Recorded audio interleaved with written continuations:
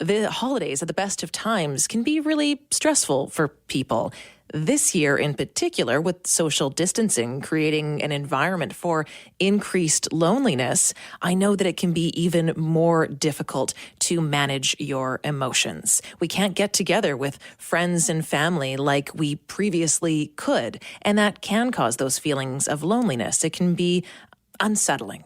So we want to get some clarity on how to manage emotions at this time of year. And here to provide us with tips as to how to manage emotions during this time is Nirmala Raniga, founder of Chopra Addiction and Wellness Center. Nirmala, so nice to speak to you.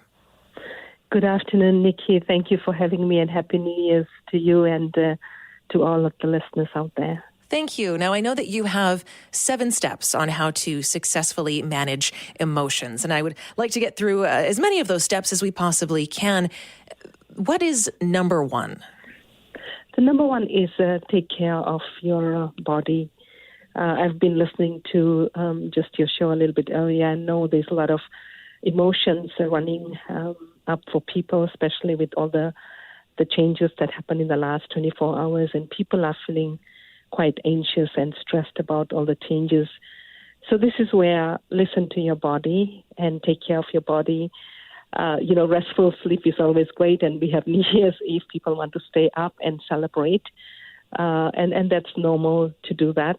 But this year, with the pandemic and all the restriction, it's going to be different, right?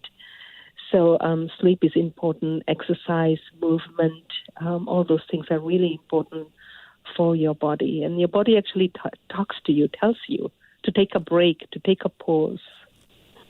So listen to your body when it says, I need a rest. That's right, absolutely. And we don't like to do that, right? No, of course, we want to push ourselves. We do that, right? That's what we do in this culture. Yes, we want to stay up and watch the movies. And, some of the things like with this evening's disruption changes, maybe watch some comedy and laugh, because these times are beyond our control. People, places, situations. It's an event that is beyond our control. So instead of bringing more stress to our body, maybe we need to go in the opposite direction to create some laughter, connect with people via social media, Zoom, and just laugh and giggle. And, I'm planning to own my way into 2021 because it's beyond my control. Now, I know number 2 on your list, it's an interesting one because it talks about minimizing your expectations of other people.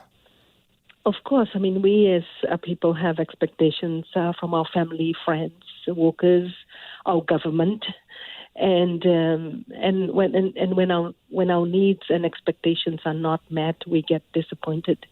And especially with the current situation, is trying to let go of expectations and go with the flow. Things we can control and we can manage that's beyond our control is the best way.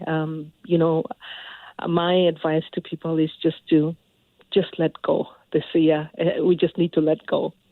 Mm-hmm. Number 3 on your list is healthy eating practices. And this is not easy at this time of year. Maybe a little bit easier this year because we haven't been having those same big gatherings and the big dinners we normally do around the holiday season, but still a challenge nonetheless. Yes, absolutely. And, when we have unhealthy emotions, the feelings, the intensity, anxiety, and especially people struggling this time of the year with addiction, there's a lot of unhealthy eating habits. So, for this evening, prepare something wholesome, nourishing, unprocessed food. Try and see if that's a possibility. And even if you're going to have some junk food, have some fruit, have some salad. Try and bring a little bit of balance. And with people who are wanting to consume alcohol, maybe drink a little less this year. Because alcohol also has a lot of sugar, right? We forget that. Mm-hmm. And maybe some festive cocktails which are non-alcoholic, right? That's a way, especially for those people who are struggling with alcohol addiction, right? Mm-hmm. We need to be mindful. It's not all about people who need to go out and drink. What about those people who are in recovery, they also need our support, right? How can we support them? Well, and this can be a particularly difficult time of year for people who are in recovery when there is so much pressure to be social and to have a drink. This year, maybe it's, hey, let's meet up over Zoom or let's do a FaceTime call and have a drink together. But there's still that pressure nonetheless. Yes. And it's just balancing that pressure, right? Being able to say no and feeling okay with that no. Number 4 on your list is to have a time out. What do you mean by that?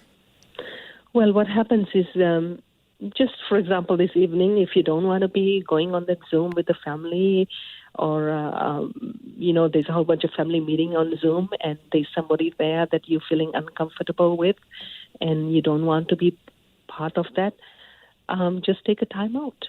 And just be able to say that I won't be able to join. And we often give into pleasing people because we want to make them happy, right? And so, if there's a situation, even on the Zoom or in that conference or FaceTime, whatever is happening, walk away from negative situations for a while. So if you need to take a time out and come back because you can reset your brain, right? By taking a pause. And this year it's easier than ever because in years previous, to not show up at a party, that can be a lot of pressure. But this year you can just say, oh, sorry, it looks like my Wi-Fi is not working. I can't join the Zoom call. Well, we have excuses we can make, but I think we need to be honest to ourselves and listen to our body. And people need to respect our feelings as well. And we need to do the same and respect other people's feelings. And this is about this responsibility and compromising and negotiations. These are the words we need to kind of become comfortable with, right? Mm-hmm. And this COVID has taught us a lot this year. We're speaking to Nirmala Raniga, and we're running down these 7 steps to successfully managing emotions, which are particularly important around this time of year. Number 5 on your list is to seek support. Well, during this time of the year, we know, Nikki, people tend to also isolate. They, with the challenging, with the pandemic and also those, especially during the holiday season, they have triggers, they have memories, they didn't have a good experience, or they need to be connecting that pressure. What do we need to do so that we don't go further in our depression or anxiety is to seek support. Surround yourself with positive influence and if you need to get in touch with, and this is we usually say people earlier in the week, is to connect with your therapist and have a plan. If you are having a tough time, is there someone you can call for support or a sponsor or going into a community meeting that is really focusing on people who need that additional support, perhaps a follow-up session in the next few days to review, to go over your feelings.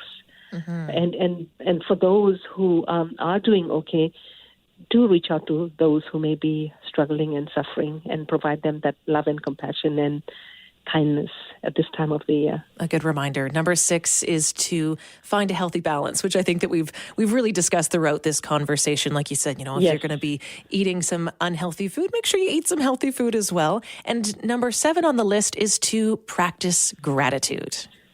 Yes, gratitude is a big one for us. I mean, we forget when we sometimes we are so microcosm that we are just looking at our own story.